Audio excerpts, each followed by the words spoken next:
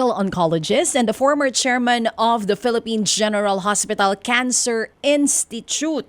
Nag-viral nga po itong video na inilabas nitong si Dr. Jorge Ignacio kung saan sinasabi niya na maraming taon daw siya sa PGH Cancer Institute at may mga pasyenteng lumalapit na naghahanap ng chemotherapy, naghahanap ng gamot pero wala raw gamot na maibigay at wala rin daw budget. Ito nga po para i-explain yan si Dr. Jorge Ignacio. Magandang umaga po, Doc. Magandang umaga, Chacha and Sir Ted. Good morning po, Doc. Morning. Thank you so much po. Good No? morning. Thank you for being on the show po, Doc. Yes po. Doc, Okay, simulan po. Maraming salamat din. Salamat din po. Doc, simulan natin dito po sa inyong video statement. Ano po muna ang nagtulak sa inyo para ilabas po itong video na ito? Well, alam nyo naman na katulad ng sinabi ko dyan, na 15 taon bilang paglilingkod sa Cancer Institute, talagang ginawa namin ang paraan na magkaroon ng mga gamot na libre para alam naman natin na ang chemotherapy talagang may kamahalan at talagang kahit na yung pinakamura nga wala pa sa abot kamay ng mga ating mga kababayan na may hirap. Kaya ginagawa namin ang paraan na magkaroon sila ng libreng gamot. Yun ang aming pakay. Well, alam mo naman na dahil ang ating mga budget nga noon akala ko talagang kapos pala talaga. Kumbaga sa isang pamilya, siyempre kung marami kang anak, hindi pinaghahati-hati mo lahat. Hindi naman magiging kumbaga sobra-sobra o ano kaya naman siyempre nagsasakripisyo, kumbaga, di ba? Nagkakaganuhan na lang.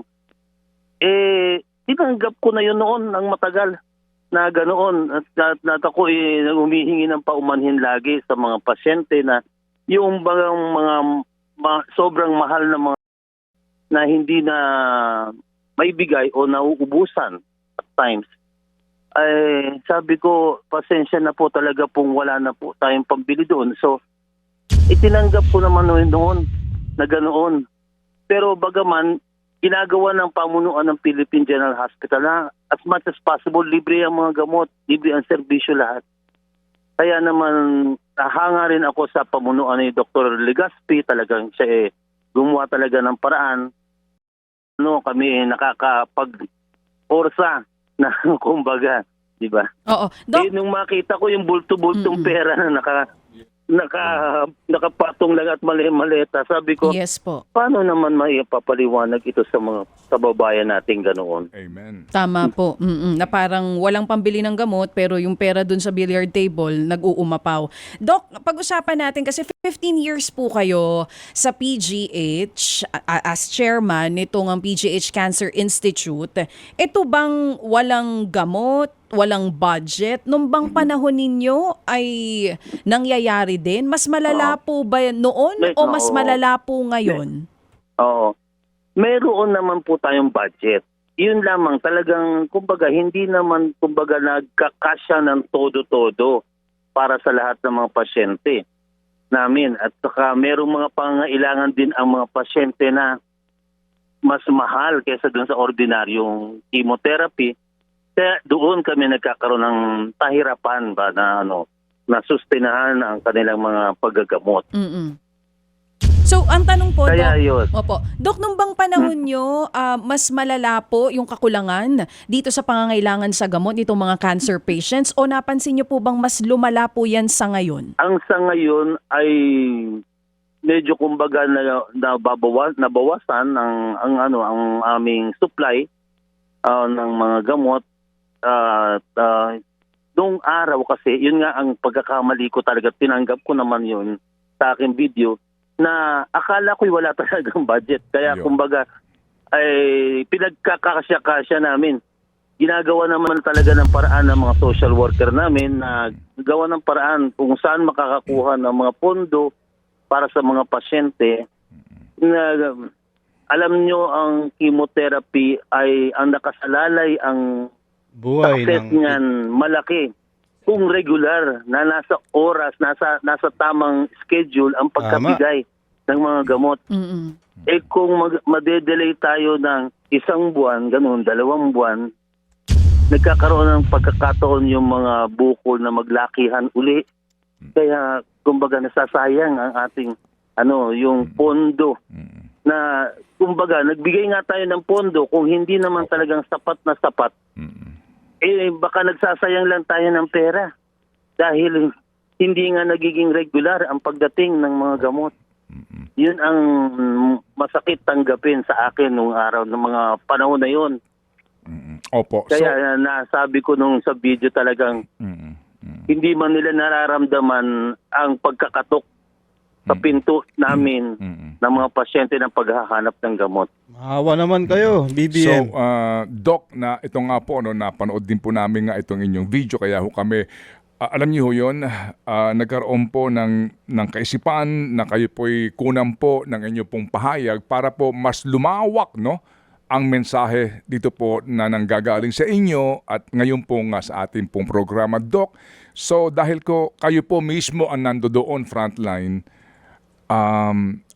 nasaksihan niyo po ang pagkamatay ng ilang pasyente ng dahil sa katwiran na walang pera ang gobyerno. Yan po ang katotohanan.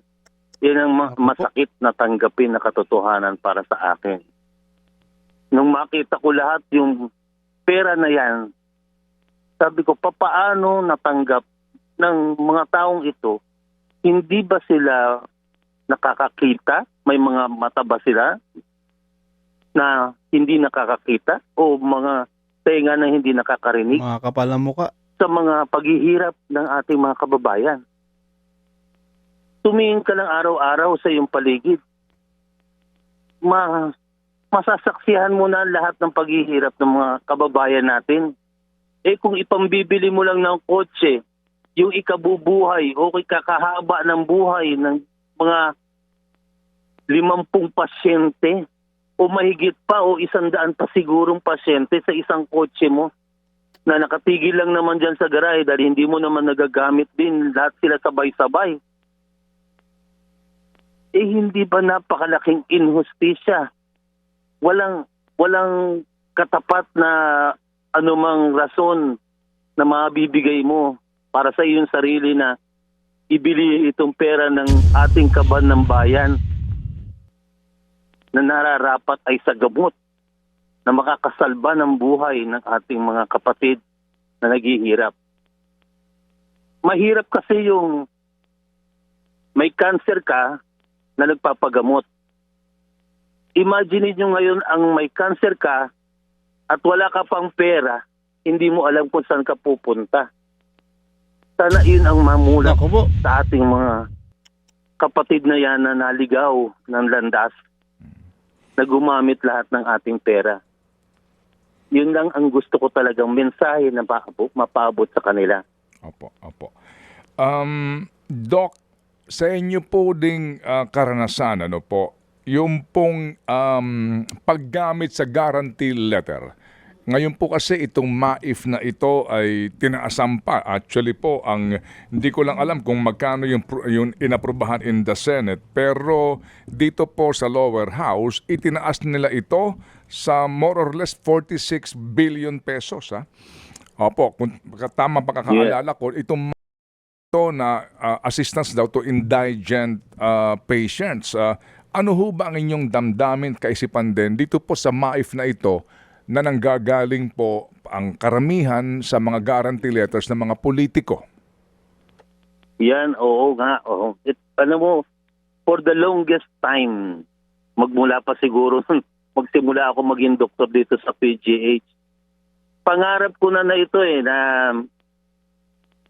kung sincero ang isang gobyerno na tumulong sa mga naghihirap o naghahanap ng tulong, pwede bang isang ahensya lamang ang pinupuntahan? Dahil ang pera lang pala ay pera lang naman din ng taong bayan.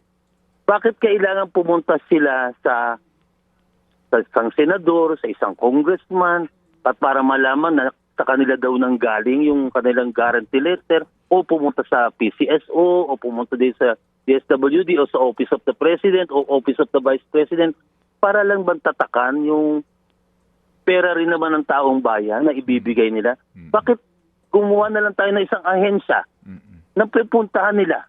At yung mga tao doon sa ahensyang yun, ang maghahanap kung saan pondo nila kukunin. Hindi ba mahirap yung ganun? Parang kung talagang sincero ang isang gobyerno, hindi kailangan na meron tatak ng pangalan nila kung saan ang galing yung tulong, di ba? Dahil pera rin naman ng tao yan. Hindi naman nila pera yan eh. Yun naman ang gusto ko makita. Yung MAIF na yan, yes, magandang initiative talaga yan. Marami rin talagang maaabot. At sana, iyan kumbaga tuloy-tuloy na at magkaroon ng isang mekanismo na katulad ng nabanggit ko na para tama at makaabot sa ating mga kababayan. Opo. Hindi tayo makakakita ng mga kababayan na mamamatay nang hindi nalalapatan ng mga gamot. Magamit po ng tama ang pera ng bayan, partikular po itong ang sinasabi daw po na para sa assistance sa mga indigent patients. Doktor, inyo ho bang kasama ba ho kayo sa pagpaplano dito dahil siguro pa baka alam nyo na meron na pong approved for implementation na UPPGH Cancer Center Project. At dito po sa aking hawak na dokumento, hango mismo po ito sa PPP.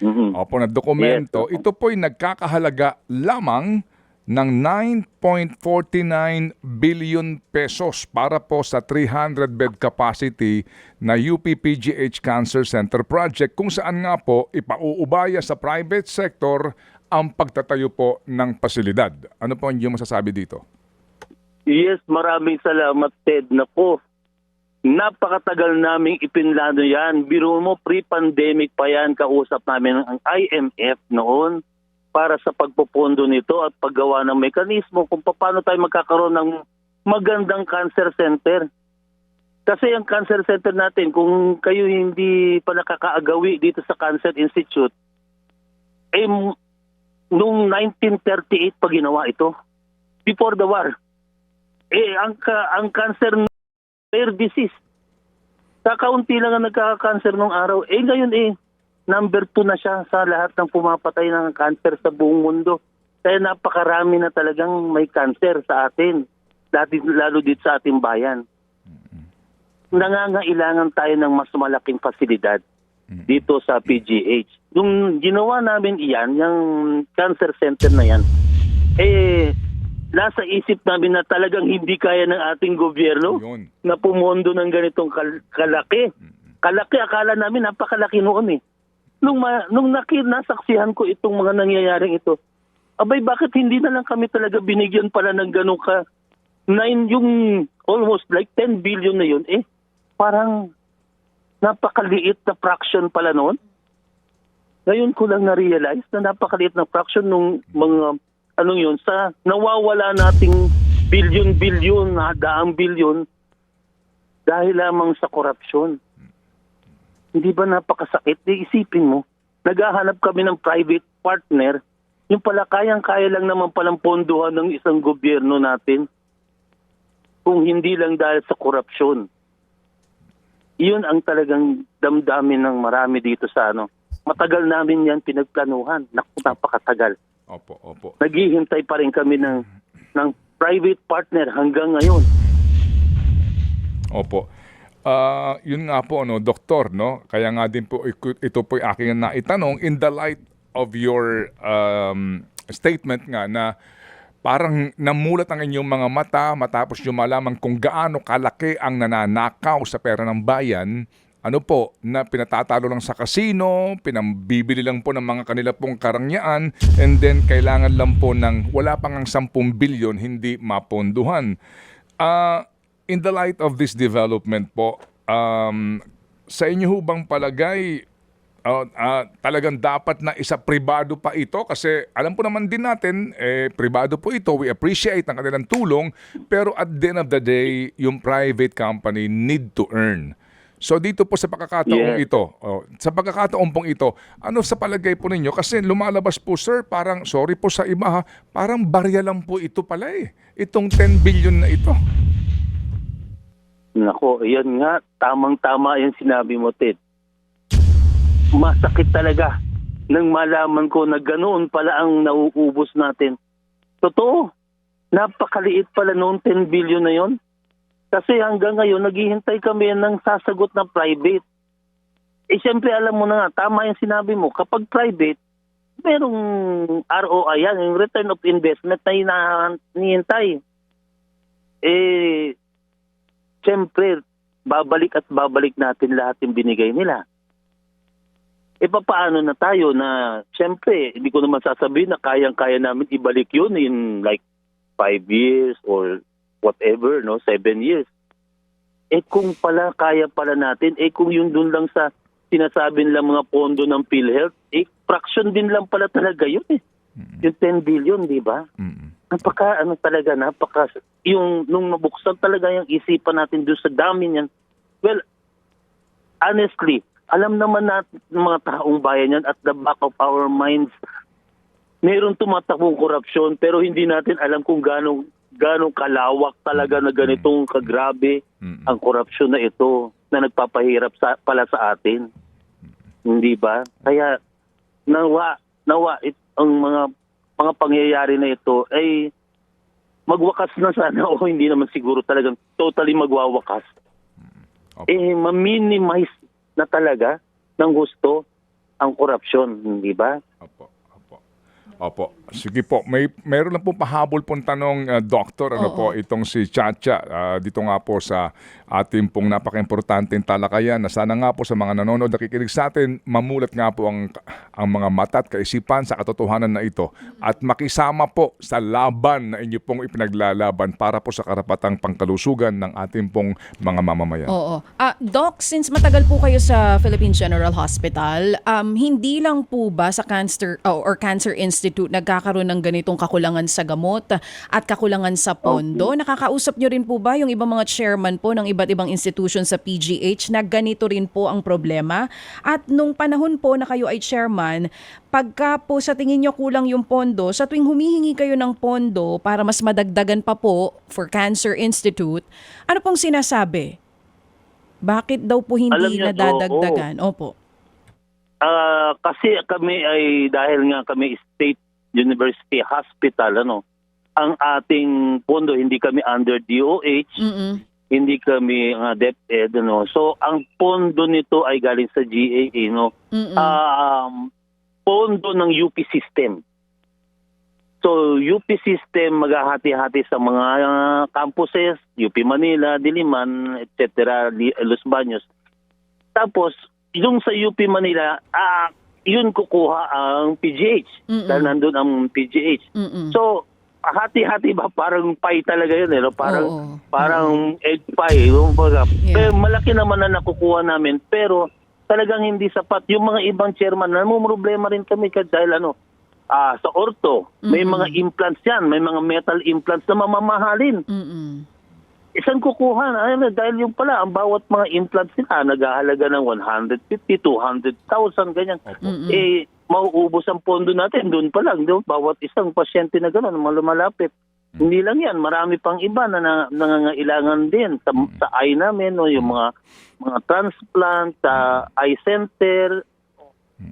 Marami talaga. Opo. Na praises to the social worker ng PGH. Ang mga social worker po namin, walang tigil ng paghahanap ng mga donor, private din ang mga ibang donors namin. Kaya nakakatawid, kumbaga pinapagtawid-tawid lang. Opo. Sige po. Kasi nga ito ay UP, PGH, kaya under UP ito.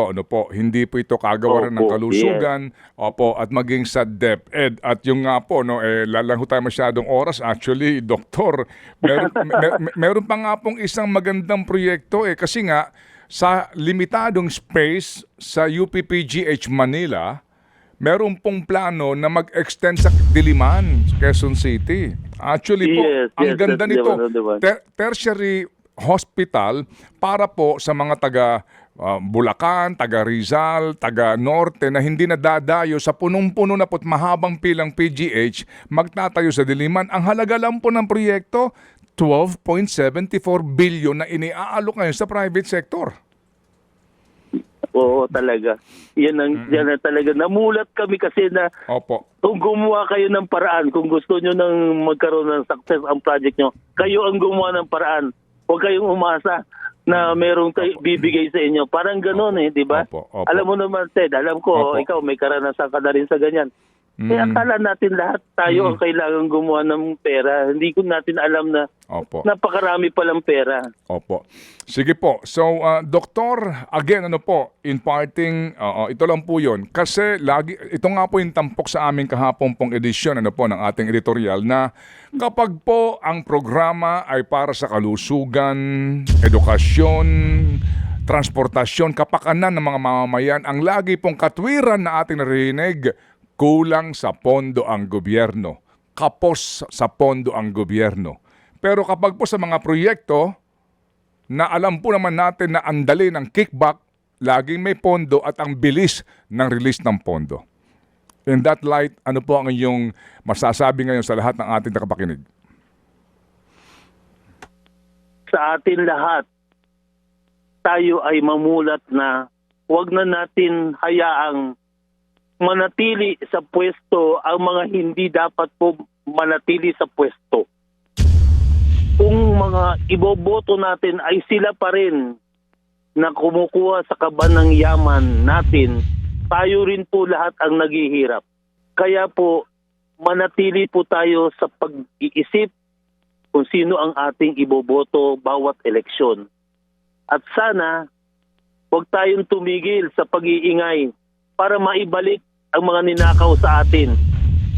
Magagamit natin ito para sa inyong lahat. Para sa ating lahat. Ito ang ibibigay namin sa inyo. Sa Philippine General Hospital, wala pong masasayang sa pondo. Makakarating po ang lahat para sa ating mga kababayan. Kaya maraming salamat sa inyong programa, Sir Ted, Chacha, Ma'am Chacha, alam mo, every morning, nung ako'y chairman, naka-tune in ako sa inyo. Kaya ako'y talagang matagal na nakikinig. Gustong-gusto ko laging naririnig kayo dahil very relevant ang mga issues na tinitake up ninyo. Opo. Maraming salamat at congratulations sa inyong program. At salamat din po sa inyo pong pagmumulat sa aming lahat, Doktor, and thank you for your service. Salamat, Doc. Maraming salamat din sa inyo lahat. Maraming salamat sa panonood mga kababayan. Ito po ang News That Matters. Lagi ho tayong mag-iingat palagi. At isang share, like, subscribe lamang po para updated po tayo lagi sa mga kaganapan dito sa ating bansa. Mag-iingat po tayo palagi and God bless.